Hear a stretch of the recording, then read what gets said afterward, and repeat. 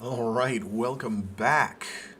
I think I got my microphone settings back to where they're supposed to be. I fiddled with it by accident earlier, and I forgot what I nudged. So, hopefully, if it's different than the previous streams, someone tell me and I'll unbooger it. So yeah, welcome back to Fraggoth Reads. I guess we're still calling it that. It's not a bit. I just really haven't taken the time to think of a proper name. Probably something that would tie in with. Anyway, I'm Fraggoth, and today we're reading more of Distress by Greg Egan. Hopefully, you are experiencing different forms of meteorological disruption than I am. I don't think we'll have any power loss, but yeah, we're having some weather. So a good day to sit back and read a bit. Actually, perfect day for doing that. Just gaze out the window and read. So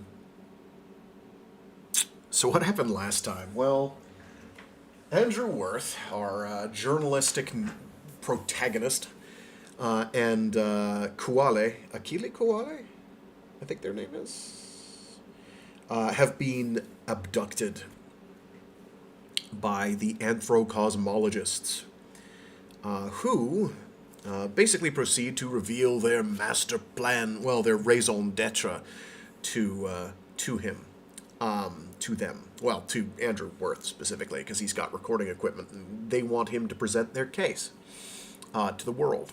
And he's like, I'm not going to aid and abet a murder. That's insane. And they're like, oh, but you ain't seen nothing yet. Look at these cool graphics. And basically tell him, hey, if I understand, the narrator, Fraggoth, understand correctly, their basic premise is that Violet Mosala, who they perceive as the Keystone with a capital K, will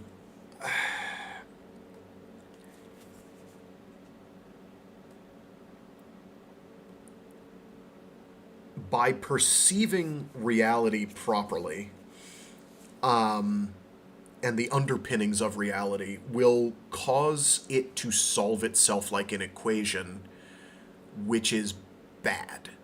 Apparently, it will cause, I guess, dissolution.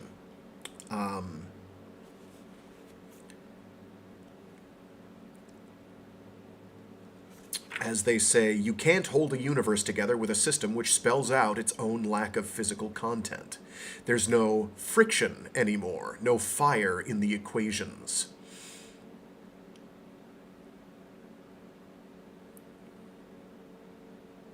Here we go. Here's the whole paragraph. No, it. So Andrew Worth asks, if Mosala is the Keystone, she doesn't need this, gesturing at the mathematical model they have in the background, to explain her own existence. Her TOE doesn't predict it and doesn't allow it. They say, no, it doesn't, but her TOE can't survive its own expression. It can make her the Keystone. It can grant her a seamless past. It can manufacture 20 billion years of cosmology. But once it's been stated explicitly, it will resolve itself into pure mathematics, pure logic. And thereby causing the mathpocalypse and dissolving everything, appears to be their basic premise here. Take it or leave it. I don't think they are dealing with a full deck. I think they are a few cards short of a full deck myself, but I also have, this is stuff a bit beyond my ken. And I think Andrew Worth's ken. For the record, I don't believe Greg Egan, even at the time, hence why he doesn't have something explaining the mathematics behind this on his website. I don't think he believed at the time that this was anything to be worried about. But apparently, these fictional characters do think it is something to be worried about, and they are taking action. A little bit of a longer stream today, followed by two shorter ones when we get to it later in the week. Friday might wind up being out. I don't know yet. But Tuesday should be a lock, no problem. I will know closer into Friday if I'm going to have trouble. Alrighty. So, let's get resumerated. Give me a sec to get some water in me. Due to the weather, my sinuses are doing some fun things, so expect interesting stumbles and fumbles. In all the unusual places that they tend to happen. My apologies in advance.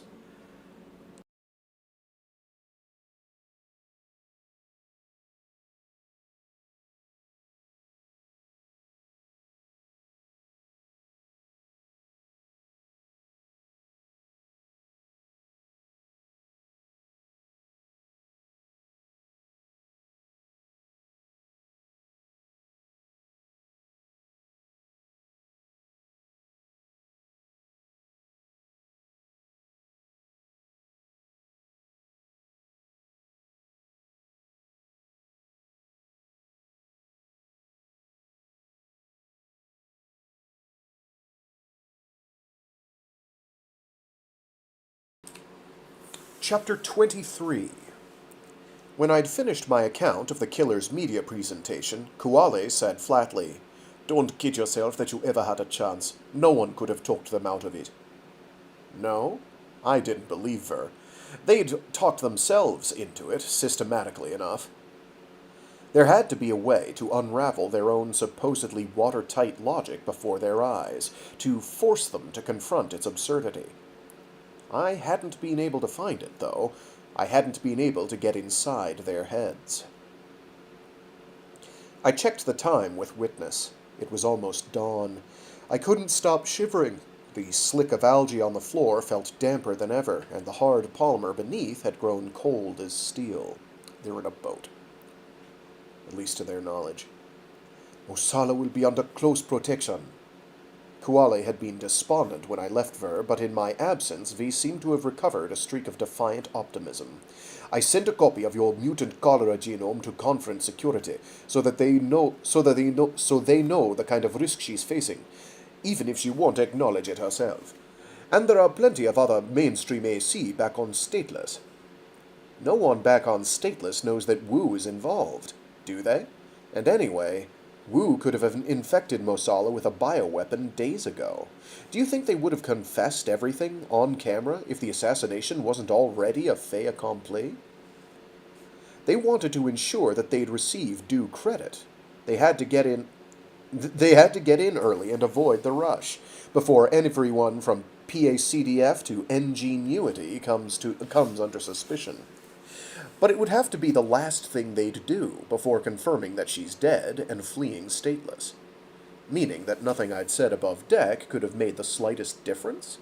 Not quite. They might still have furnished an antidote, their own pre-existing magic bullet. Kuwale fell silent. I listened for distant voices or footsteps, but there was nothing. The creaking of the hull, the white noise of 1,000 waves. So much for my grandiose visions of rebirth through adversity as fearless champion of techno-liberation.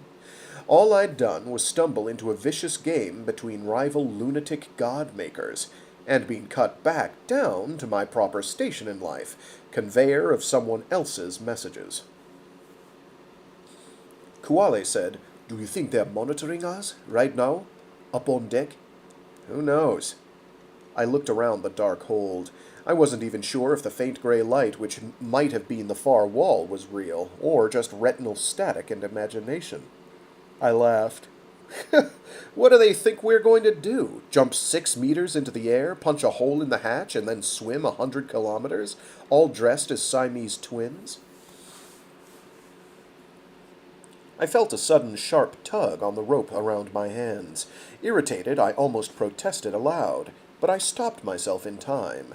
It seemed Kuwale had made good use of an hour without Viz's wrists jammed between our backs.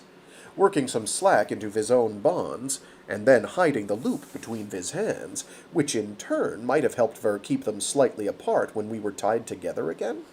Whatever Houdini V'd used, after a few more minutes of painstaking manipulation, the tension on the rope vanished.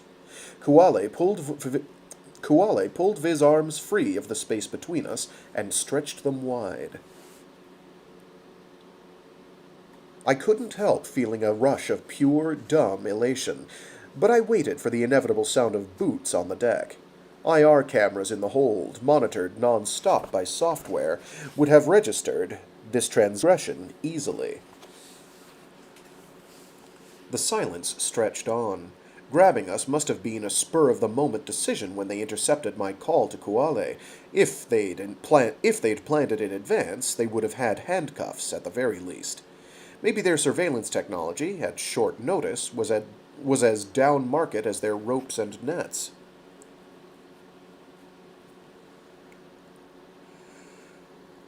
Kuwale shuddered with relief. I envied Ver. My own shoulders were painfully cramped, then squeezed Viz's hands back into the gap. The polymer rope was slippery and knotted tight, and Kuwale's fingernails were cut short. They ended up in my flesh several times. When my hands were finally untied, it was an anticlimax. The surge of elation had long faded. I knew we didn't have the slightest chance of escape. But anything was better than sitting in the dark and waiting for the honor of announcing Mosala's death to the world.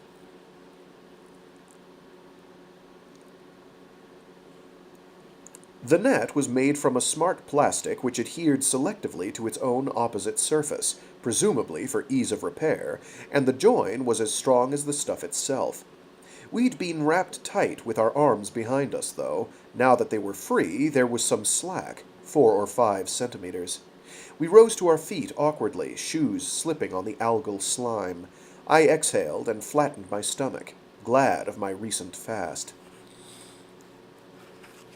The first dozen attempts failed. In the dark, it took 10 or 15 minutes of tortuous repositioning to find a way of standing which minimized our combined girth all the way down. It seemed like the kind of arduous, inane activity contestants would have to go through on game shows in hell. By the time the net touched the floor, I'd lost all feeling in my calves. I took a few steps across the hold and almost keeled over. I could hear the faint click of fingernails slipping over plastic. Kuwale was already working on the rope around Viz's feet. No one had bothered to bind my legs the second time. I paced a few meters in the darkness, working out the kinks, making the most of the visceral illusion of freedom while it lasted. I walked back to where Kuwale was sitting, and bent down until I could make out the whites of Viz's eyes. V reached up and pressed a vertical finger to my lips. I nodded assent. So far, it seemed we'd been lucky.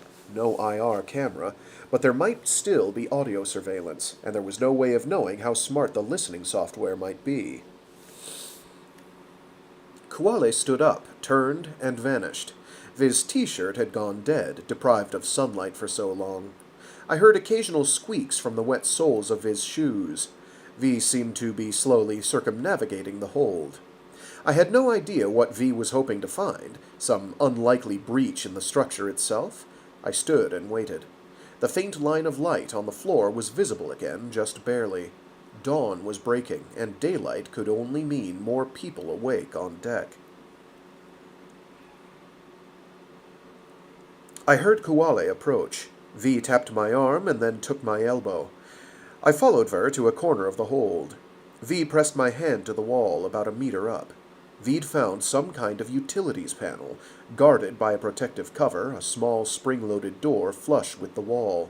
I hadn't noticed it when we were being lowered in, but the walls were heavily stained and spattered, an effective camouflage pattern. I explored the exposed panel with my fingertips. There was a low-voltage DC power socket. 2 threaded metal fittings, each a couple of centimeters wide, with flow control levers beneath them. Whatever they supplied, or whatever they were meant to pump out, they didn't strike me as much of an asset. Unless Kuwale had visions of flooding the hold so we could float up to the hatch? I almost missed it. At the far right of the panel, there was a shallow-rimmed circular aperture, just 5 or 6 millimeters wide. An optical interface port. Connected to what?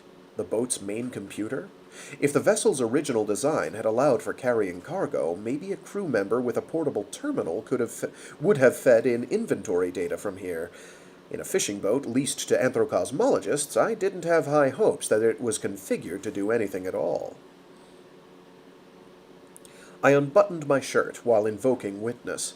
The software had a crude virtual terminal option, which would let me view any incoming data and mime type as if on a keyboard. I unsealed the interface port in my navel and stood pressed against the wall, trying to align the two connectors. It was awkward, but after wiggling out of the fishing net, this seemed like no challenge at all. The best I could get was a brief surge of random text, and then an error message from the software itself. It was picking up an answering signal, but the data was scrambled beyond recognition. Both ports were sockets designed to be joined to an umbilical's connector. Their identical protective rims kept them too far apart, their photodetectors a millimeter beyond the plane of focus of each other's signal lasers. I'm going to reread that sentence because my brain just jumbled all over it. I apologize.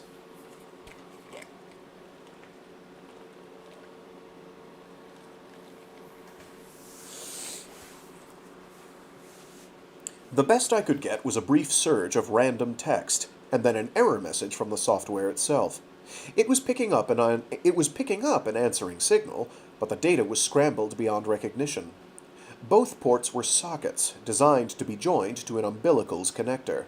Their identical protective rims kept them too far apart, their photodetectors a millimeter beyond the plane of focus of each other's laser signals. Signal lasers, sorry. I don't know why I flipped those two.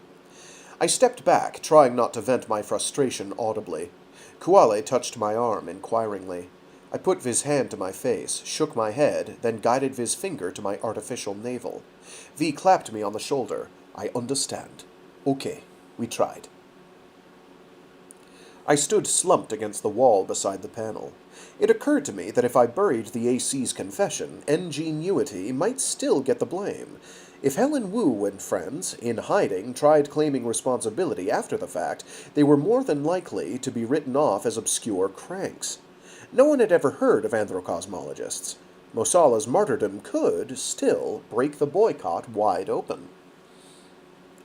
I could already hear myself reciting the comforting rationalization over and over in my head. It would have been what she wanted. I took off my belt and forced the prong of the buckle into the flesh around my metal navel. There was a thin layer of bioengineered connective tissue around the surgical steel, sealing the permanent wound against infection. The sound of tearing collagen set my teeth on edge, but there were no nerve endings to register the damage. A couple of centimeters down, though, I hit the metal flange which anchored the port in place. I levered the flesh away from the tube and managed to force the prong past the edge of the flange.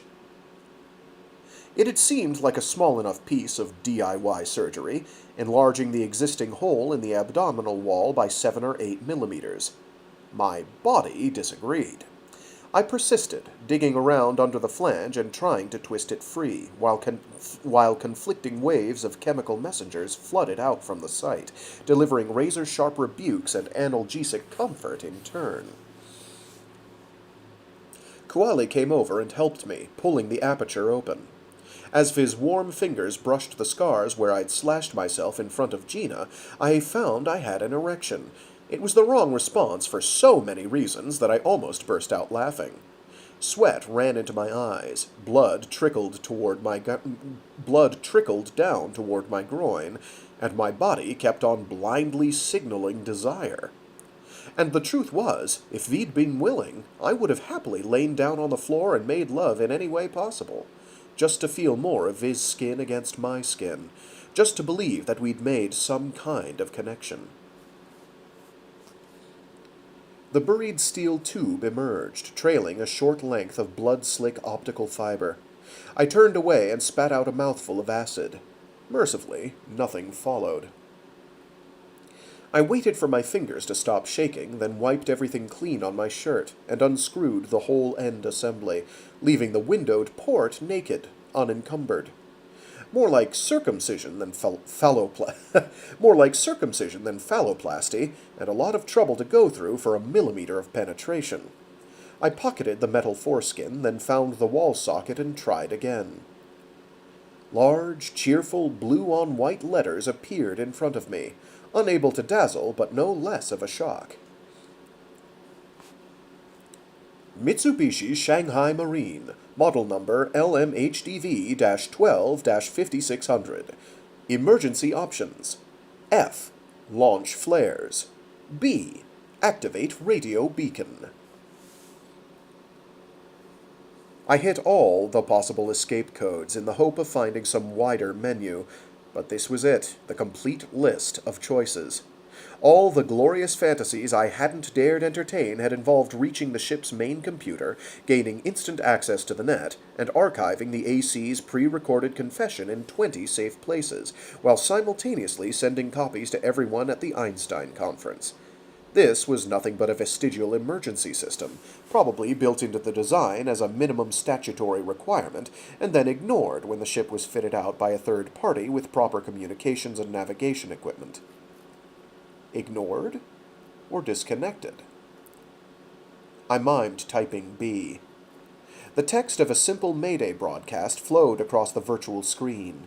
It gave the ship's model number, serial number, latitude, and longitude. If I remembered the map of Stateless correctly, we were closer to the island than I'd thought, and stated that survivors were located in the main cargo hold.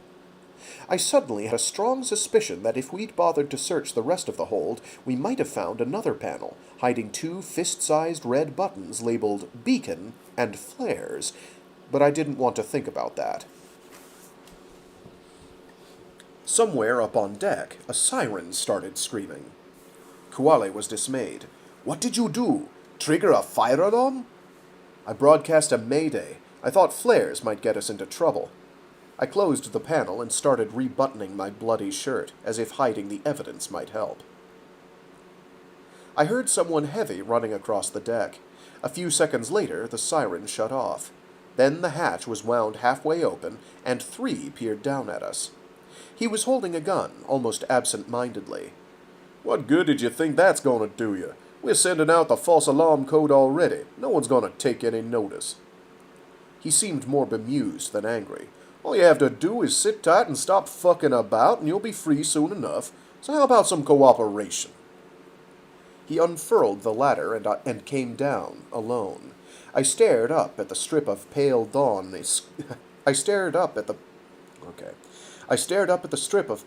sky behind him. I could see a fading satellite, but I had no way to reach it. 3 picked up 2 pieces of discarded rope and tossed them at us. "Sit down and tie your feet together. Do it properly, and you might get breakfast." He yawned widely, then turned and yelled, "Giorgio! Anna! Give me a hand!" Kuwale rushed him, faster than I'd seen anyone move in my life. 3 raised the gun and shot Ver in the thigh. Kuwale staggered, pirouetting, still moving forward. 3 kept the gun aimed squarely on Ver, as V's knees buckled and V's head sagged. As the shot's reverb faded from my skull, I could hear Ver gasping for breath. I stood and shouted abuse at him, barely conscious of what I was saying. I'd lost it. I wanted to take the hold, the ship, the ocean, and wipe them all away like cobwebs. I stepped forward, waving my arms wildly, screaming obscenities. 3 glanced at me, perplexed, as if he couldn't imagine what the fuss was all about. I took another step, and he aimed the gun at me. Kuwale sprang forward and knocked him off his feet. Before he could rise, V leaped on him and pinned his arms, slamming his right hand against the floor.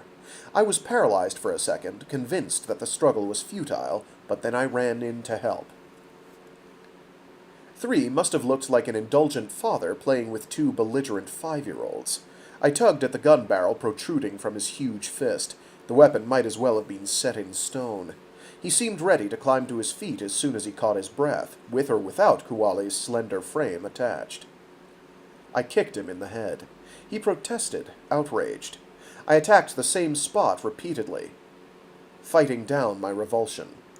The skin above his eye split open. I ground my heel hard into the wound, crouching down and pulling on the gun. He cried out in pain and let it slip free, and then half sat up, throwing Kuwale to one side. I fired the gun into the floor behind me, hoping to discourage him from making me use it. Another shot rang out, above. I looked up. 19, Anna, was lying on her stomach at the edge of the hold. I aimed the gun at 3, stepping back a few paces. He stared at me, bloodied and angry, but still curious, trying to fathom my senseless actions. You want it, don't you? The unraveling. You want Mosala to take the world apart. He laughed and shook his head. You're too late. Anna called out.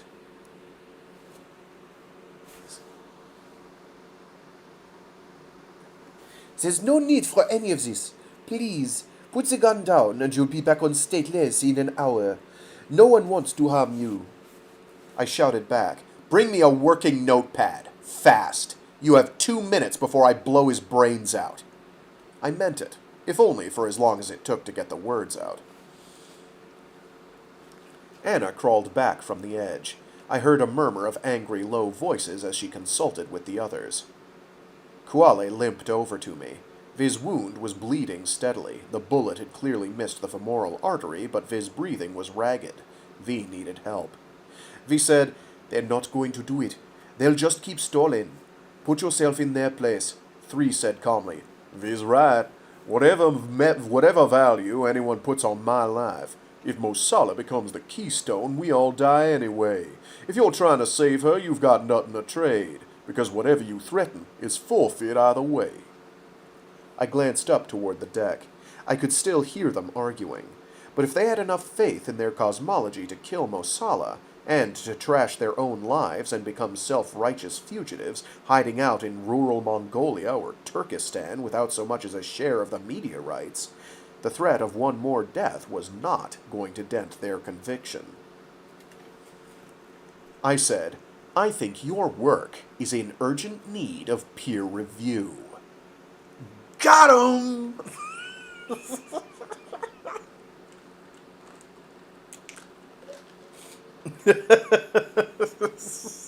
It's a sick burn? Question mark? I think your work is in urgent need of peer review. I handed Kuwale the gun, then took off my shirt and tied it around the top of Viz's leg. I'd stopped bleeding myself. The ruptured sealant tissue was oozing a colorless balm of antibiotics and coagulants. I returned to the utilities panel and plugged myself in again. Independent of the main computer, the emergency system couldn't be shut down. I repeated the mayday, then fired the flares. I heard 3 loud hisses of expanding gas, and then a merciless actinic glare began to spread down the far wall, displacing the soft dawn light. The brown patina of algal stains had never been clearer, but it lost its camouflage value completely. The edges of another recessed compartment appeared, the gap around the protective cover starkly etched in black. I looked inside. There were 2 large buttons, just as I'd suspected, and an emergency air supply as well. On close inspection, the faintest hint of a cryptic logo, incomprehensible across all languages and cultures, showed through the stains on the compartment's door. The conversation above had fallen silent. I was just hoping they wouldn't panic and rush us. 3 seemed tempted to say something disparaging, but he kept his mouth shut. He eyed Kuwale nervously. Maybe he'd decided that V was the real fanatic who wanted the unraveling, and I'd merely been duped into helping her. The flare rose toward the zenith, its light filling the hold. I said, I don't understand. How do you get to the point where you're ready to kill an innocent woman just because some computer tells you she can bring on Armageddon? 3 mimed indifference in the presence of fools. I said, So you found a theory that could swallow any TOE, a system that could out-explain any kind of physics. But don't kid yourself. It's not science. You might as well have stumbled on some way to add up the gematria numbers of Mosala to get 666. 3 said mildly, Ask Kuwale if it's all Kabbalistic gibberish. Ask Ver about Kinshasa in 43. What? That's just apocryphal bullshit. Kuwale was drenched in sweat and showing signs of going into shock. I took the gun, and V went to sit against the wall. 3 persisted. Ask Ver how Muteba Kazadi died. I said, he was 78 years old. I struggled to recall what his biographers had said about his death. Given his age, I hadn't paid much attention. I think the words you're looking for are cerebral hemorrhage. 3 laughed, disbelieving, and a chill ran through me. Of course, they had more than pure information theory behind their beliefs. They also had at least one mythical death by forbidden knowledge, to validate everything, to convince them that the abstractions had teeth. I said, okay, but if Muteba didn't bring down the universe when he went, why should Mosala? Muteba wasn't a TOE theorist. He can't have become the Keystone. No one knows exactly what he was doing. All his notes have been lost. But some of us think he found a way to mix with information, and when it happened, the shock was too much for him. Kuwale snorted derisively. I said, what's mix with information supposed to mean? 3 said, every physical structure encodes information, but normally it's the laws of physics alone which control how the structure behaves. He grinned. Drop a Bible and a copy of the Principia together, and they'll fall side by side all the way. The fact that the laws of physics are themselves information is invisible, irrelevant. There is absolute as Newtonian space-time, a fixed backdrop, not a player. But nothing's pure, nothing's independent. Time and space mix at high velocities. Macroscopic possibilities mix at the quantum level. The 4 forces mix at high temperatures. And physics and information mix by an unknown process. The symmetry group isn't clear, let alone the detailed dynamics, but it could just as easily be triggered by pure knowledge. Knowledge of information cosmology itself. Knowledge of information cosmology itself, encoded in a human brain, as by any physical extreme. To what effect? Hard to predict. The blood on his face resembled a black coal in the flare's light. Maybe exposing the deepest unification, revealing precisely how physics is created by explanation, and vice versa, spinning the vector, rotating all the hidden machinery into view. Yeah? If Muteba had such a great cosmic revelation, how do you know it didn't turn him into the Keystone, the instant before he died? Excuse me. I knew I was probably wasting my breath, but I couldn't stop trying to get Mosala off the hook. 3 smirked at my ignorance. I don't think so. I've seen models of an information cosmos with a Keystone who mixed, and I know we don't live in that universe. Why? Because after the Aleph moment, everyone else would get dragged along. Exponential growth. 1 person mixing, and 2, 4, 8. If that had happened in 43, we'd all have followed Muteba Kazadi by now. We'd all know firsthand exactly what killed him. The flare descended out of sight, plunging the hold into grayness again. I invoked witness, adapting my eyes to the ambient light again instantly. Kuwale said, Andrew, listen! There was a deep, rhythmic pulsing sound coming through the hall, growing steadily louder. I'd finally learned to recognize an MHD engine, and this one wasn't ours. I waited, sick with uncertainty. My hands were beginning to shake as badly as Kuwale's. After a few minutes, there was shouting in the distance. I couldn't make out the words, but there were new voices with Polynesian accents. 3 said quietly, You keep your mouth shut or they'll all have to die. Or is Violet Mosala with a dozen farmers to you? I stared at him, light-headed. Would the rest of the ACs think like that? How many real deaths would they have to confront before they admitted that they might be mistaken? Or had they surrendered completely to a moral calculus where even the smallest chance of the unraveling outweighed any crime, any atrocity?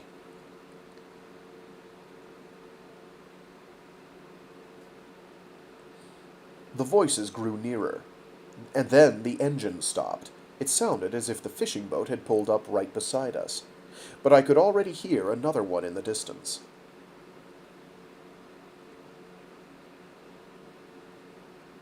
I caught snatches of a conversation. "But I leased you this boat, so it's my responsibility. The emergency system should not have malfunctioned." It was a deep voice, a woman's, puzzled, reasonable, persistent. I glanced at Kuwale. Viz's eyes were shut, Viz's teeth clenched tight. The sight of Ver in pain cut me up badly. I didn't trust what I was beginning to feel for Ver, but that wasn't the point. V needed treatment. We had to get away.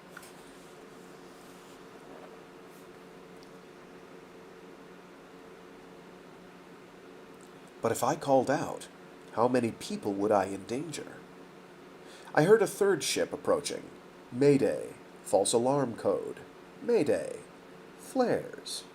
The whole local fleet seemed to think that was strange enough to be worth looking into. Even if all these people were unarmed, the ACs were now completely outnumbered. I raised my head and bellowed, "In here!" I don't know what's going on outside. Evidently someone decided to light their house on fire. Or it could be something else, I don't know.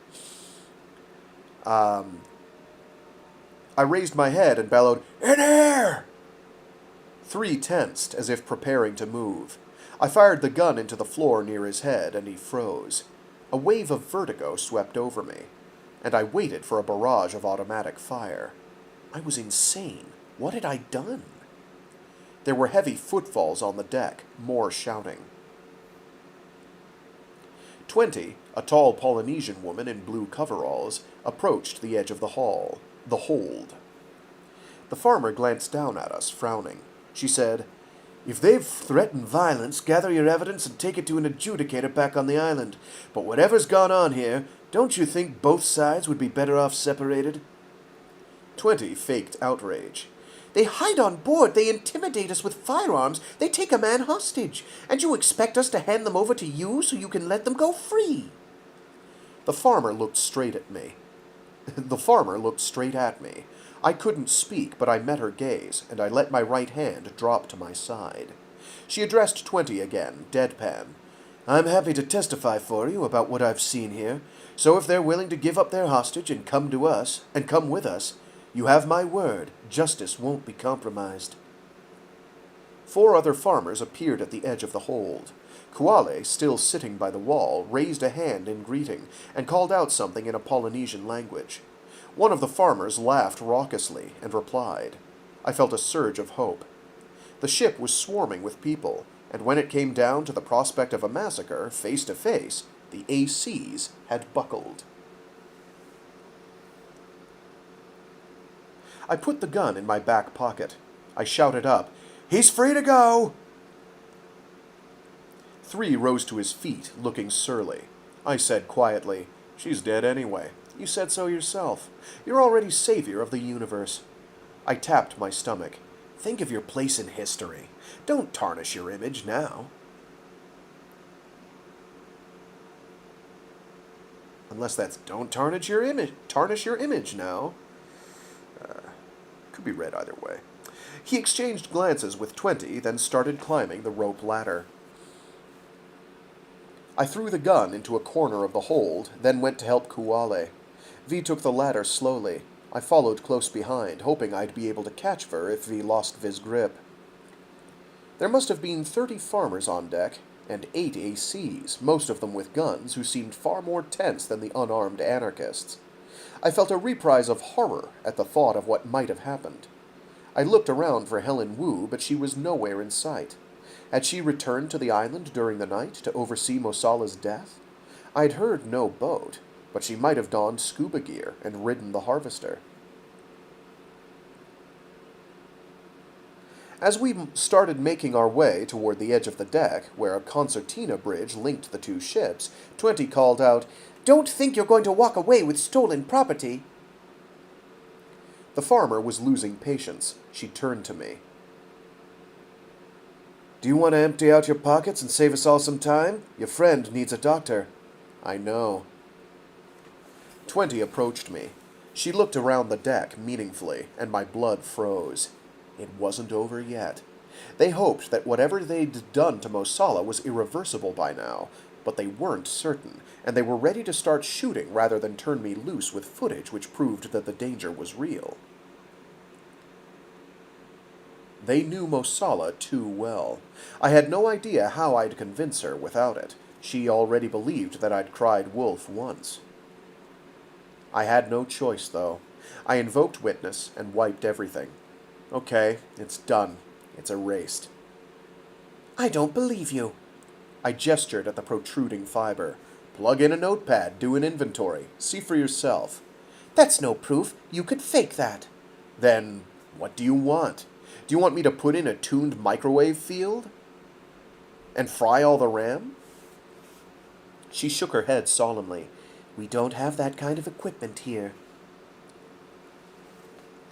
I glanced at the bridge, which was sighing with the shifting pressure as the boats bobbed and swayed in the gentle swell. Okay, let Kuwale go. I'll stay. Kuwale groaned. Don't! You can't trust... 20 cut her off. It's the only way, and you have my word that you'll be returned to stateless, unharmed, once this is over. Once this is over. Much better. She gazed at me calmly. So far as I could tell, she was perfectly sincere. Once Mosala was dead, I'd be free. But if she survived and completed her TOE, proving that these people were nothing but failed homicidal conspirators, how would they feel about their chosen messenger then? I sank to my knees. I thought, among other things, the sooner I start, the sooner it's over. I wrapped the fiber around my hand and started hauling the memory chips out of my gut. The wound left by the optical port was too small, but the chip's capsule-shaped protective casings forced it open, and they emerged into the light one by one, like the gleaming segments of some strange cybernetic parasite which was fighting hard to stay inside its host. The farmers backed away, alarmed and confused. The louder I bellowed, the more it dulled the pain. The processor emerged last, the buried head of the worm, trailing a fine gold cable which led to my spinal cord, and the nerve taps in my brain. I snapped it off where it vanished into the chip, then rose to my feet, bent double, a fist pressed against the ragged hole. I pushed the bloody offering toward 20 with my foot. I couldn't stand up straight enough to look her in the eye. You can go. She sounded shaken but unrepentant. I wondered what kind of death she'd chosen for Mosala. Clean and painless, no doubt, straight into a fairy tale coma, without a speck of blood or shit or vomit. I said, mail it back to me once you're finished with it, or you'll be hearing from my bank manager. Yikes. So, something I've learned over the years about Greg Egan is they have an uncanny knack for body horror delivery. Really uncanny. Like, they tend to stay away from that, but, like, in books like this and, Morphotrophic, it is on full display. Like, Morphotrophic is like a Cronenbergian wet dream. It's really messed up. It's pretty gross. like it takes a lot to make me, like, flinch when reading something. It takes a lot to make me queasy. That book did it. We'll get around to that one eventually. It's actually a really fun, kind of a fun mystery. It's done really well. But it's squicky. All right. Pavlov Frost from Twitch says, "What are this books?" These are all cover images of the book, different covers for the book Distress by Greg Egan. I don't know that I have any Eastern European covers in here. I usually try to snag one or two of them. Actually, no, I think I've got at least one. But they are all for the same book. But yeah,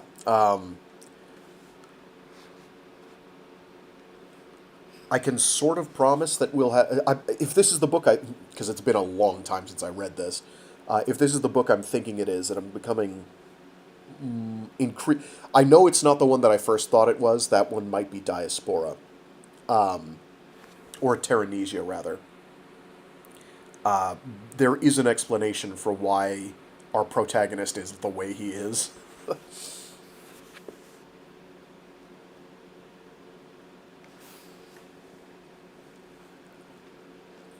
But let's carry on. Chapter 24. In the cramped sickbay, a scan of Kuwale's leg revealed ruptured blood vessels and broken ligaments, a trail of damage like an aircraft's crash path leading to the bullet buried at the back of Viz's thigh. V watched the screen with grim amusement, sweat dripping from Viz's face as the ancient software ground away at a detailed assessment. The final line read, "Probable gunshot injury." "Oh, I was hit." One of the farmers, Prasad Jwala, cleaned and dressed our wounds, and pumped us full of off-the-shelf drugs to limit bleeding, infection, and shock. The only strong painkillers on board were crude synthetic opiates, which left me so high that I couldn't have given a coherent account of the AC's plan to anyone if the fate of the universe had depended on it. Kuwale lost consciousness completely. I sat beside her, fantasizing about gathering my thoughts. It was just as well that my stomach was tightly bandaged. I had a strong urge to reach through the portal I'd made and probe the machinery which remained inside me. The tight, smooth coil of the intestines, the demon snake which Kuwale's magic bullet had tamed, the warm, blood-drenched liver, 10 billion microscopic enzyme factories plugged straight into the circulation, a bootleg farm dispensing whatever its chemical intuition desired. I wanted to drag every dark, mysterious organ out into the daylight one by one, and arrange them all in front of me in their proper positions, until I was nothing but a shell of skin and muscle, face to face at last with my inner twin. Ooh.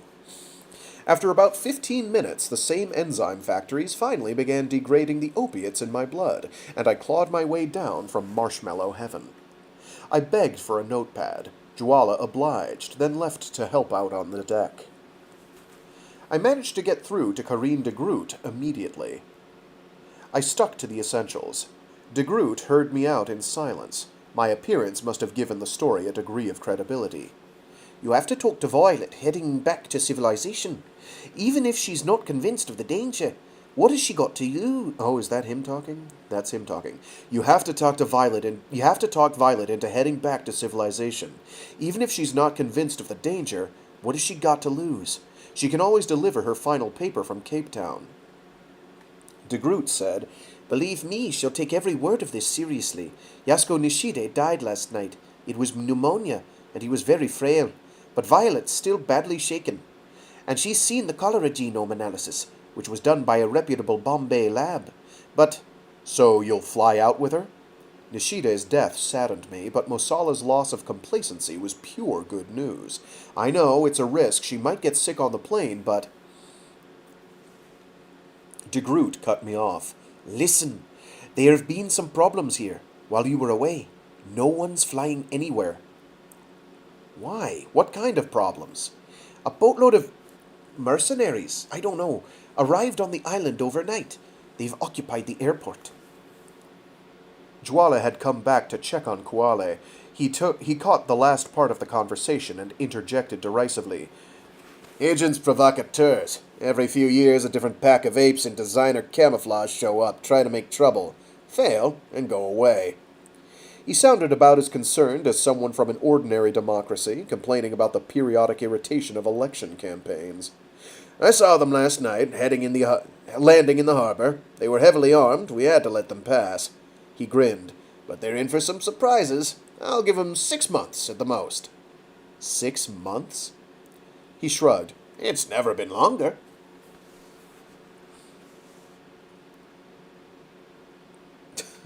A boatload of mercenaries trying to make trouble, the boat which had rammed the ACs? In any case, 20 and her colleagues must have known by morning that the airport had been seized, and that my testimony would make little difference to Mosala's chances. The timing could not have been worse, but it was hardly surprising. The Einstein Conference was already lending Stateless too much respectability, and Mosala's planned migration would be an even greater embarrassment. But Ingenuity and their allies wouldn't try to assassinate her, creating an instant martyr. Nor would they dissolve the island back into the ocean and risk scaring off legitimate customers worth billions of dollars. All they could do was try, one last time, to bring the social order of Stateless crashing down, proving to the world that the whole naive experiment had been doomed from the start. To anyone tuning in late, Stateless is like, sort of an anarchist commune. Artificial island grown with stolen biotechnology that's floating in the ocean. It's anchored to the seabed, but it's floating.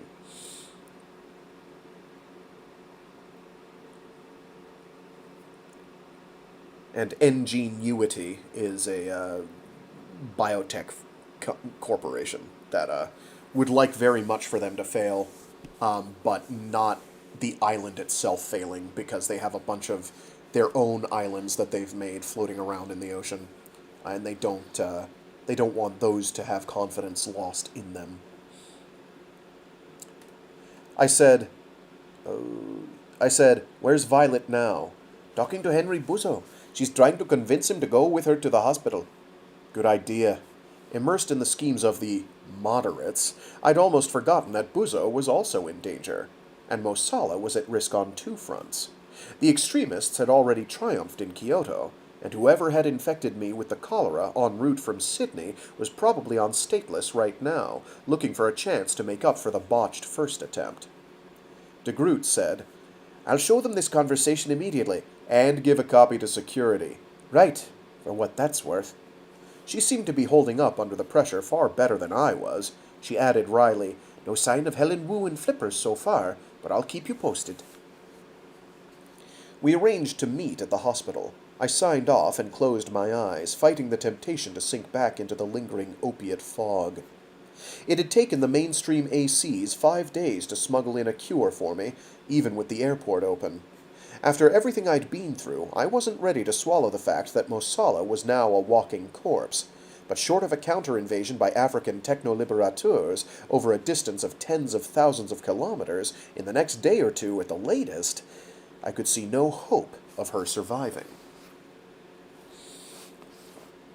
"Stateless is stateless," says Russell Perry 9902. Yes, stateless is stateless. It's not easily reducible, because it isn't just an anarcho-communist commune. It is not just this, that, and the other. It's a whole bunch of things. And it works. It is working so far. Outside interference be damned. It is fictional, obviously, but, you know. As the boat approached the northern harbor, I sat watching over Akili. I was right, that is their name. I badly wanted to take Viz's hand, but I was afraid it would only make things worse. How could I have fallen for someone who'd surgically excised even the possibility of desire? Easily enough, apparently. A shared trauma, an intense experience, the confusing absence of gender cues. It was no great mystery. People became infatuated with asex all the time, and no doubt it would pass soon enough, once I accepted the simple fact that nothing I felt could ever be reciprocated.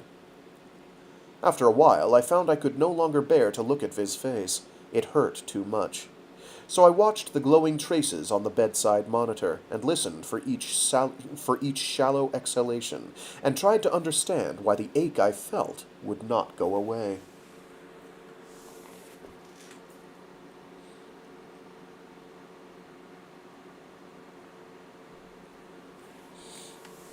The trams were reportedly still running, but one of the farmers offered to drive us all the way to the city. "Quicker than waiting for an ambulance," she explained. "There are only 10 on the island." She was a young Fijian named Adele Vunibobo. I remembered seeing her looking down into the hold on the AC's boat. Kuwale sat between us in the cab of the truck, half awake but still stupefied. I watched the vivid coral inlets shrinking around us, like a fast-motion view of the reef's low compaction. I said, "You risked your life back there." "Maydays at sea are taken very seriously." Her tone was gently mocking, as if she was trying to puncture my deferential manner. "Lucky we weren't on land," I persisted. "But you could see that the boat wasn't in danger. The crew told you to clear off and mind your own business," underlining the suggestion with guns. She glanced at me curiously. "So you think it was reckless? Foolish? There's no police force here. Who else would have helped you?" "No one," I admitted. She fixed her eyes on the uneven terrain ahead. "I was in a fishing boat that capsized 5 years ago. We were caught in a storm. My parents and my sister. My parents were knocked unconscious. They drowned straight away. My sister and I spent 10 hours in the ocean, treading water, taking turns holding each other up." "I'm sorry. The greenhouse storms have claimed so many people." She groaned. "I don't want your sympathy. I'm just trying to explain." I waited in silence. After a while, she said, 10 hours. I still dream about it.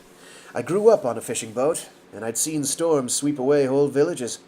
I thought I already knew exactly how I felt about the ocean, but that time in the water with my sister changed everything." "In what way? Do you have more respect, more fear?" Vunibobo shook her head impatiently. "More life jackets, actually, but that's not what I'm talking about." She grimaced, frustrated, but then she said, "Would you do something for me? Close your eyes and try to picture the world. All 10 billion people at once. I know it's impossible, but try." I was baffled, but I obliged. "Okay." "Now describe what you see." "A view of the Earth from space. It's more like a sketch than a photograph, though. North is up. The Indian Ocean is in the center, but the view stretches from West Africa to New Zealand, from Ireland to Japan. There are crowds of people, not to scale, standing on all the continents and islands. Don't ask me to count them, but I'd guess there are about 100 in all." I opened my eyes. I left her old and new homes right off the map, but I had a feeling this wasn't a consciousness-raising exercise in the marginalizing force of geographical representations. She said, "I used to see something like that myself, but since the accident, it's changed. When I close my eyes and imagine the world now, I see the same map, the same continents, but the land isn't land at all. What looks like solid ground is really a solid mass of people. There is no dry land. There is nowhere to stand. We're all in the ocean, treading water, holding each other up. That's how we're born. That's how we die, struggling to keep each other's heads above the waves."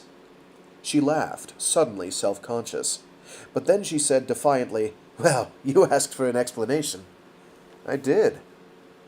The dazzling coral inlets had turned to rivers of bleached limestone sludge, but the reef rock around us now shimmered with delicate greens and silver grays. I wondered what the other farmers would have told me if I'd asked them the same question. A dozen different answers, probably. Stateless seemed to run on the principle of people agreeing to do the same thing for entirely different reasons. It was a sum over mutually contradictory topologies which left the calculus of pre-space for dead. No imposed politics, philosophy, religion, no idiot cheer squad worship of flags or symbols. But order emerged nonetheless. And I still couldn't decide if that was miraculous or utterly unmysterious. Order only arose and survived anywhere because enough people desired it. Every democracy was a kind of anarchy in slow motion. Any statute, any constitution could be changed, given time. Any social contract, written or unwritten, could be dishonored. The ultimate safety nets were inertia, apathy, and obfuscation. On Stateless, they'd had the possibly insane courage to unravel the whole political knot into its simplest form, to gaze at the undecorated structures of power and responsibility, tolerance and consensus. I said, "You kept me from drowning, so how do I repay you?" Vunibobo glanced at me, measuring my seriousness. "Swim harder. Help us all to stay afloat." "I'll try, if I ever have the chance." She smiled at this crudely hedged half-promise and reminded me, "We're headed straight into a storm right now. I think you'll get your chance."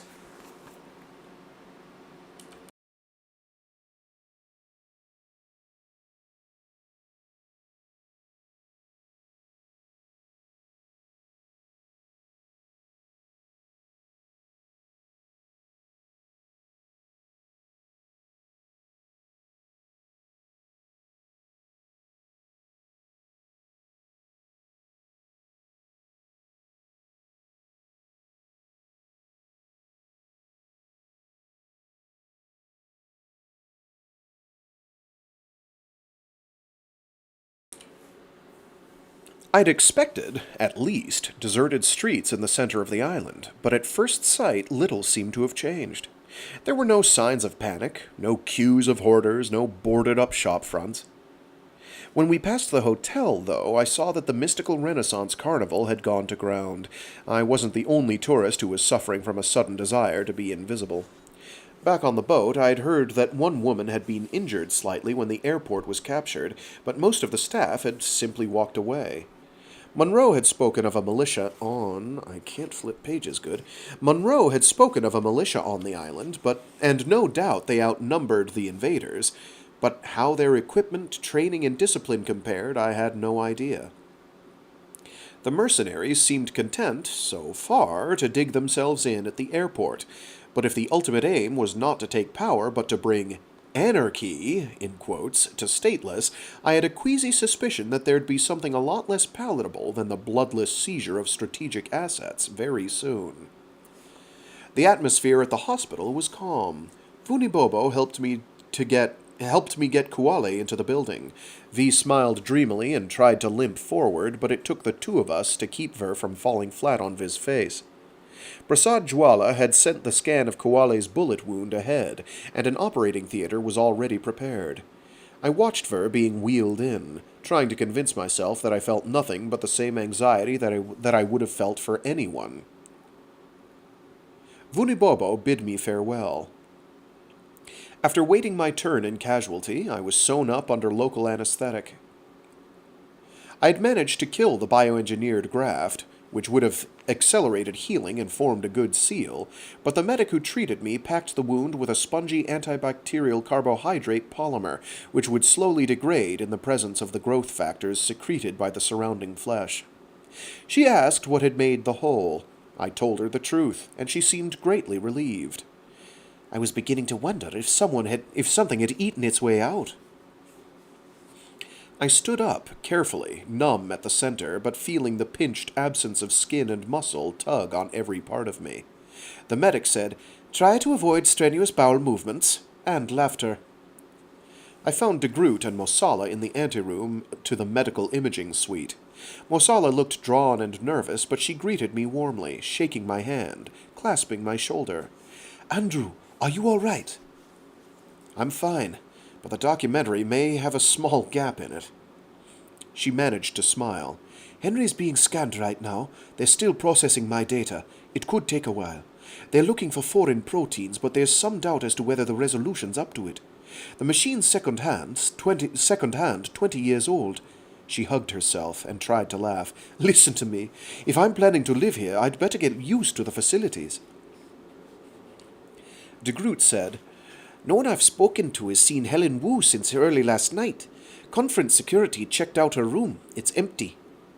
Mosala still seemed stunned by the revelation of Wu's allegiance. "Why would she get involved with the Anthrocosmologists? She's a brilliant theorist in her own right, not some pseudoscientific hanger-on. I can understand how a certain kind of person might think there's something mystical about working on TOEs when they find they can't grasp the details themselves, but Helen understands my work almost better than I do." I didn't think it was a good time to point out that that was half of the problem. As for these other thugs, who do you think... As for these other thugs who you think killed Yasuko, I'll be giving a media conference this afternoon, outlining the problems with Henry Buzo's choice of measure, and what it means for his TOE. That should concentrate their tiny minds. Her voice was almost calm, but she held her arms crossed in front of her, one hand clasped around the other wrist, trying to mask the faint tremor of rage. And when I announce my own TOE on Friday morning, they can kiss their transcendence goodbye. Friday morning? Serge Bischoff's algorithms are working wonders. All my calculations will be finished by tomorrow night. I said carefully, if it turns out that you've been infected with a bioweapon, and if you become too sick to work, is there anyone else who could interpret these results and put the whole thing together?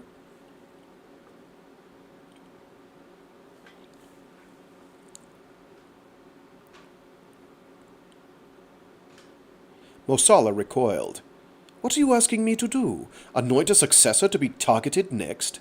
No, but if your TOE is completed and announced, the moderates will have to admit that they've been proven wrong, and there's a chance they might hand over the antidote. I'm not asking you to publicize anyone's name, but if you can arrange for someone to put the finishing touches... Mosala said icily, I have nothing to prove to these people, and I'm not risking someone else's life trying. Before I could pursue the argument any further, de Groot's notepad chimed. The head of security for the conference, Joe Kepa, had viewed the copy de Groot had sent him of my call from the fishing boat, and he wanted to talk to me. In person. Immediately. In a small meeting room on the top floor of the hotel, with two large U-Mail associates looking on, Kepa grilled me for almost 3 hours, questioning everything right back to the moment when I'd begged CNET to give me the documentary. He'd already seen reports from some of the farmers about events on the AC's boat. They'd posted their accounts directly onto the local news nets. And he'd seen the cholera analysis, but he was still angry and suspicious. He still seemed to want to tear my story to pieces. I resented the hostile treatment, but I couldn't really blame him. Until the seizure of the airport, his biggest problem had been buskers in clown suits. Now it was the threat of anything up to a full-scale military engagement around the hotel. Talk of information theorists armed with amateur bioweapons targeted at the conference's highest-profile physicists must have sounded like either a sick hoax or proof that he'd been singled out for divine punishment. By the time Kepa told me the interview was over, though, I believed I'd convinced him. He was angrier than ever. My testimony had been recorded to international judicial standards, each frame stamped with a centrally generated timecode, and an encrypted copy lodged with Interpol. I was invited to scan through the file to verify that there'd been no tampering, before I electronically signed it. I checked a dozen points at random. I wasn't going to view the whole 3 hours. I went to my room and took a shower, instinctively shielding the freshly bandaged wound, although I knew there was no need to keep it dry. The luxury of hot water, the solidity of the plain, elegant decor, seemed surreal. 24 hours before, I'd planned to do everything I could to help Mosala smash the boycott, reshaping the documentary around the news of her emigration. But what could I do for Technoliberation now? Buy an external camera and proceed to document her meaningless death, while Stateless collapsed in the background? Was that what I wanted? To claw back my delusions of objectivity and calmly record whatever fate befell her? I stared at myself in the mirror. What use was I to anyone now? The room had a wall phone. I called the hospital. There'd been no problems with the operation, but Akili was still sleeping off the anesthetic. I decided to visit her anyway. I walked through the hotel lobby just as the morning sessions were breaking up. The conference was still running on schedule, although screens announced a memorial for Yasuko Nishide later in the day. But the participants were visibly nervous and subdued, talking quietly in small groups, or looking around furtively as if hoping to overhear some vital piece of news about the occupation, however unreliable. I spotted a group of journalists, all people I knew slightly, and they let me join as they swapped rumors. The consensus seemed to be that foreigners would be evacuated by the U.S., or New Zealand, or Japanese Navy, within a matter of days, although no one could offer any firm evidence for this belief. David Connolly, Janet Walsh's photographer, said confidently, "There are 3 U.S. Nobel Prize winners here. Do you really think they're going to be left stranded indefinitely while Stateless goes to hell?" The other consensus was that the airport had been taken by, quote, rival anarchists, unquote, the infamous U.S. gun law refugees. Biotech interests didn't rate a mention, and if Mosala's plan to migrate was common knowledge on the island, nobody here had bothered to talk to the locals long enough to find out. These people would be reporting everything that happened on Stateless to the world, and none of them had the slightest idea of what was really going on. On my way to the hospital, I spotted an electrical retailer. On my way to the hospital, I spotted an electrical retailer. I bought a new notepad and a small shoulder-mounted camera. I typed my personal code into the notepad, and the last satellite backup from the old machine flowed down from deep freeze and started catching up with real time. The screen was a blur of activity for several seconds, and then Sisyphus announced, "Reported cases of distress have exceeded 3,000. I do not wish to know that. 3,000? That was a 6-fold increase in a fortnight. Show me a case map. It looked more like the plot for a spontaneous cancer than any kind of infectious disease, a random scatter across the globe ignoring every social and environmental factor, concentrated only by population density itself. How could the numbers be increasing so rapidly, without any localized outbreaks? I'd heard that models based on airborne transmission, sexual contact, water supplies, parasites, had all failed to match the epidemiology. Any other news on this? Not officially, but footage logged in CNET's library by your colleague John Reynolds includes the first reports of coherent speech by sufferers. Some people are recovering? No, but some new sufferers have shown an intermittent change in the pathology. Change or reduction? The speech is coherent, but the subject matter is contextually inappropriate. You mean they're psychotic? When they finally stop screaming and calm down long enough to string 2 words together, it's only to pass on the news that they've gone insane? That's a matter for expert opinion. I was almost at the hospital. I said, "Okay, show me some of this changed pathology. Show me some of the joys I've missed out on." Sisyphus raided the library and brought me a clip. It was questionable etiquette to peek at other people's unfinished work, but if Reynolds had wanted the footage to be inaccessible to his colleagues, he would have encrypted it. I watched the scene in the hospital elevator, alone, and I felt the blood draining from my face. There was no explanation for this, no possible way to make sense of it. Reynolds had archived 3 other scenes of coherent speech from distress patients. I viewed them all, unwinding the notepad's headset so I could listen in private as I made my way along the busy corridors. The exact words the patients used were different in every case, but the implications were the same. I suspended judgment. Maybe I was still in shock, or still affected by the drugs I'd been given on the boat. Maybe I was seeing connections which simply weren't there. By the time I reached the ward, Achille was awake. V smiled ruefully when V saw me, and I knew I had it bad. It wasn't just the fact that V's face seemed to have burned itself into my brain so deeply that I could no longer believe that I'd ever been attracted to anyone else. Beauty, after all, was the shallowest thing, but Ver dark eyes showed a depth of passion, humor, and intelligence that no one else I'd known had ever possessed. I caught myself. This was ludicrous. To a total asex, these were the sentiments of a hormone-driven wind-up toy, a pathetic biological robot. If V ever found out how I felt, the most I could expect in return was to be pitied. I said, "Have you heard about the airport?" V nodded, dismayed. "At Nishida's death. How's Mosala taking all this?" "She's not falling to pieces, but I'm not sure she's thinking straight. Not like me." I recounted my conversation with her. "What do you think?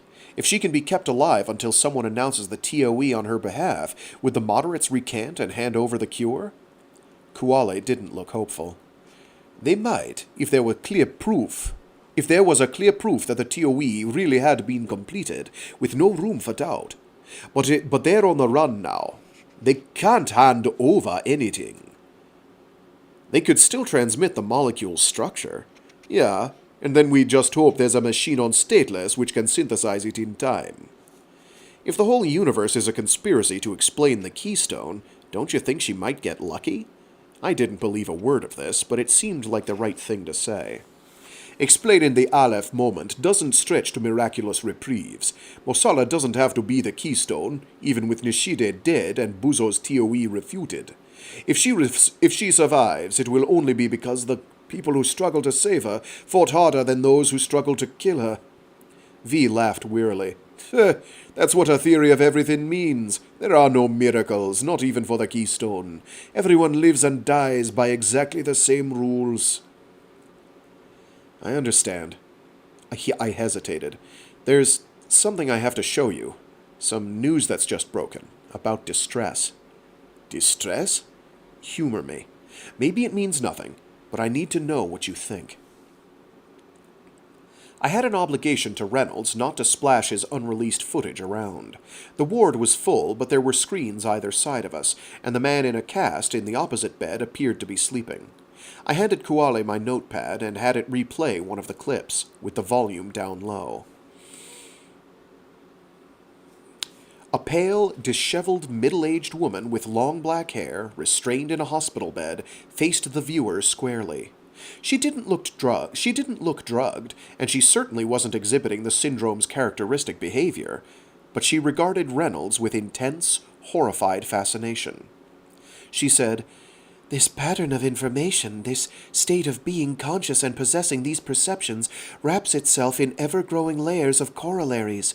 Neurons to encode the information, blood to nourish the neurons, a heart to pump the blood, intestines to enrich it, a mouth to supply the intestines, food to pass through it, fields of crops, earth, sunlight, a trillion stars." Her gaze shifted slightly as she spoke, scanning back and forth across Reynolds' face.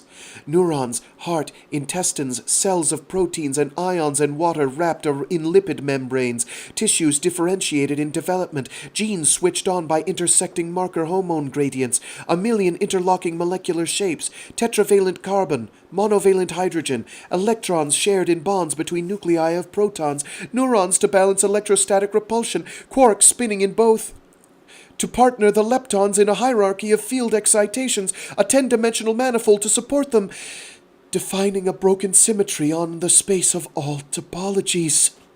Her voice quickened. "Neurons, heart, intestines, morphogenesis converging back to a single cell, a fertilized egg in another body, diploid chromosomes requiring a separate donor, ancestry iterates, mutations split species from earlier lineages, unicellular life, self-replicating fragments, nucleotides, sugars, amino acids, carbon dioxide, water, nitrogen, a condensing protostellar cloud, rich in heavy elements synthesized in other stars, flung across a gravitationally unstable cosmos which starts and ends in singularities." She fell silent, but her eyes kept moving. I could almost see the outline of Reynolds' face in the sweep of her gaze.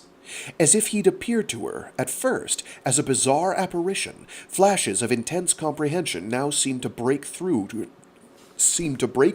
her astonishment, as if she was pushing her cosmological reasoning to its limits, and weaving this stranger, this logically necessary distant cousin, into the same unified scheme.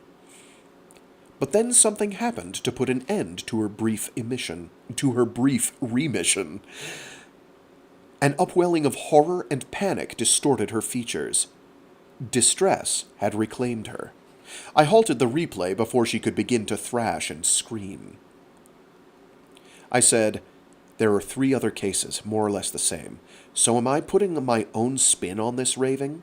Or does it sound the same to you? Because what kind of plague could make people believe that they're the Keystone?" Kuwale put the notepad down on the bed and turned to face me. "Andrew, if this is a hoax..." "No, why would I..." "To save Mosala, because if it's a hoax, you'll never pull it off." I groaned. If I was going to invent a keystone to get her off the hook, I would have simulated Yasuko Nishide on his deathbed having all the cosmic revelations, not some random psychiatric case. I explained about Reynolds and the CNET documentary. V searched my face, trying to decide if I was telling the truth. I gazed back at her, too tired and confused now to conceal anything. There was a flicker of surprise, and then... amusement? I couldn't tell, and whatever V felt, V kept silent. I said, "Maybe some other mainstream ACs faked it, hacked into CNET." I was grasping at straws, but I couldn't make sense of this any other way. Kuwale said flatly, "No, I would have heard." "Then, it's genuine." "How can it be?" V met my eyes again, unashamed of V's fear. "Because everything we thought was true is true, but we got the details wrong. Everyone got the details wrong. The mainstream, the moderates, the extremists, we all made different assumptions, and we were all wrong." "I don't understand." "You will. We all will." I suddenly recalled the apocryphal story from the AC on the boat about Muteba Kazadi's death. "You think distress comes from mixing with information?" "Yes." "If the Keystone does it, everyone else gets dragged along? Exponential growth? Just like a plague?" "Yes." "But how? Who was the Keystone? Who started it? Muteba Kazadi all those years ago?" Kuwale laughed crazily. "No!" The man in the opposite bed was awake now and listening to every word, but I was past caring. "Miller didn't get around to telling you the strangest thing about that cosmological model." Miller was the U-male, the one I'd thought of as 3. Which is, "If you follow through with the calculations, the effect reaches back in time. Not far. Exponential growth forward means exponential decay backward. But the absolute certainty of the Keystone mixing at the Aleph moment implies a small probability of other people being dragged along at random, even before the event. It's a continuity condition. There's no such thing in any system as an instantaneous jump from 0 to 1. I shook my head, uncomprehending. I couldn't take this in. Akili took my hand and squeezed it hard, unthinking, transmitting Viz's fear, and a vertiginous thrill of anticipation, straight into my body, from skin to skin.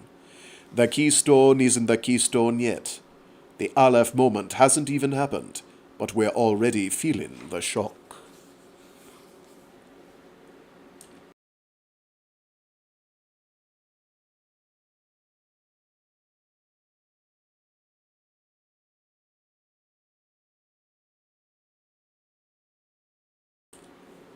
Chapter 25.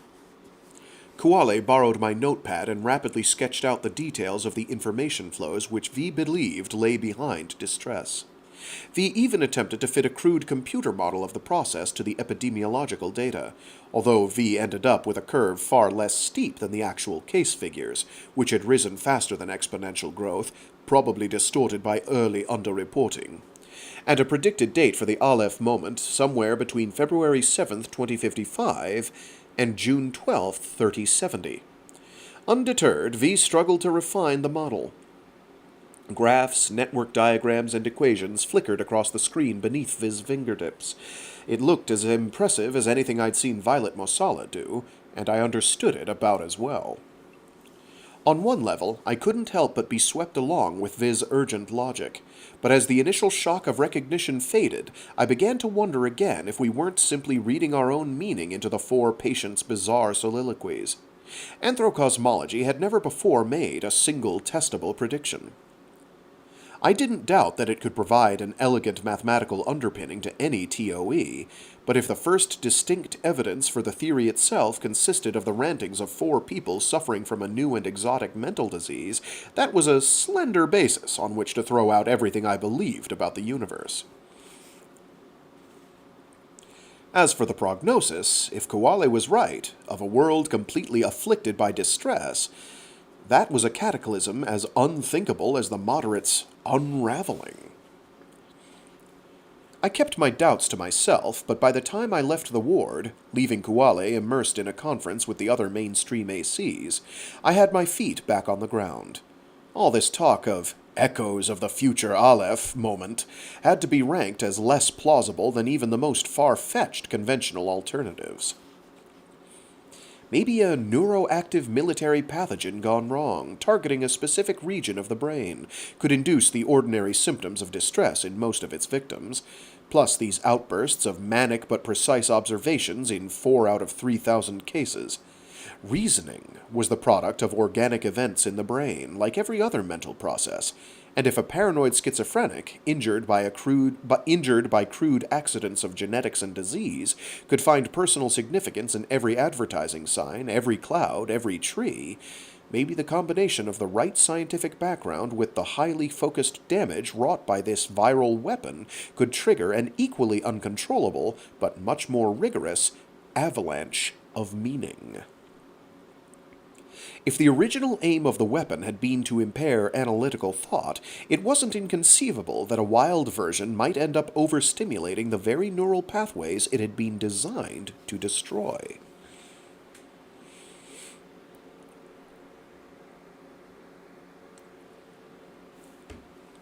I went back to the electrical shop and bought myself another notepad. I called de Groot from the street. She seemed upset, but she didn't want to talk on the net. We met at the hotel, in Mosala's suite. De Groot ushered me in silence. "Is Violet?" Dust motes swam beneath the skylight. When I spoke, the room sounded hollow. "She's been admitted. I wanted to stay at the hospital, but she sent me away."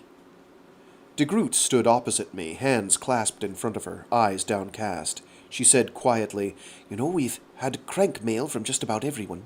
Every cult, every lunatic on the planet wanted to let Violet in on their amazing cosmic revelations, or let her know that she was desecrating their precious mythology and would burn in hell for it, or drive away all the Buddha nature, or crush the world's great civilizations into nihilistic rubble with her male Western reductionist hubris. The Anthrocosmologists were just one more voice, shouting noise." She looked at me squarely. "Would you have picked them as the threat? Not the fundamentalists, not the racists, not the psychotics who gave detailed descriptions of what they planned to do to her corpse? People who sent us long dissertations on information theory. And P.S. We'd be happy to see you create the universe, but certain other parties may try to stop you." I said, "No one could have picked them." De Groot ran a hand across her temple, then stood in silence, shielding her eyes. "Are you all right?" She nodded, and laughed humorlessly. "Headache, that's all." She inhaled deeply, visibly steeling herself to push on. "They found traces of foreign proteins in her bloodstream, bone marrow, and lymph nodes. They can't resolve the molecular structures, though, and she's showing no symptoms so far. So they've put her on a mixture of strong antiviral drugs, and until something happens, all they could do is watch her. Is security? She's under guard, for what that's worth now. And Buzo? Apparently his scan was clear." De Groot snorted, angry and bewildered. "He's unmoved by all of this. He believes that Nishide simply died of natural causes. Violet has some harmless pollutant in her body, and your cholera analysis was some kind of forgery for the sake of media beat-up. The only thing he seems worried about is how he's going to get home at the end of the conference if the airport is still closed." "But he has bodyguards?" "I don't know. You'd have to ask him that. Oh, and Violet asked him to give the media conference. And Violet asked him to give a media conference himself, announcing the flaw in his TOE. The antiviral drugs are debilitating. She's so nauseous that she can barely speak. Buzo made some vague promise to her, but then he muttered something to me about looking at the issues more closely before he retracted anything. So I don't know what he'll do." I felt a stab of anger and frustration, but I said, "He's heard all the evidence. It's his decision." I didn't much want to think about Buzo's enemies myself. Sarah Knight's body hadn't even been found yet, but the possibility that her killer was on Stateless unnerved me more than anything else. The moderates had let me walk free once they'd reasoned that they could still get what they wanted. The extremists had nearly killed me once already, and they hadn't even been trying. I said, "Even if this weapon is about to go off at any moment, there's nothing anyone can do on Stateless that couldn't be done in an air ambulance, right? And surely your government would be willing to send a fully equipped military hospital jet." De Groot gave a hollow laugh. "Yeah, you make it sound so easy. Violet has some friends in high places, and some sworn enemies, but most of all, a lot of fucking pragmatists who will happily use her in whatever way they see fit. It would take a small miracle for them to weigh up the pros and cons, take sides, battle it out, and make a decision all in one day, even if Stateless was at peace and the jet could land right at the airport. Come on, the whole island's as flat as a runway. Okay, it's soft at the edges, but there must be a 20-kilometer radius in which the ground is hard enough. All within reach of a missile from the airport." "Yeah, but why should the mercenaries care about a medical evacuation? They must be expecting foreign navies to start moving in soon to take their nationals off the island. This is no different. It's just faster." De Groot shook her head sadly. She wanted to be convinced, but I wasn't making sense to her. "Whatever you and I might think about the risks, it's just guesswork and wishful thinking. The government is still going to assess the situation from their own point of view, and they're not going to make a decision in 30 seconds. Tens of thousands of dollars for a mercy flight is one thing. A plane shot down over Stateless is another. And the last thing Violet, or any sane person, would want is 3 or 4 innocent people blown out of the sky for no reason." I turned away from her and crossed to the window.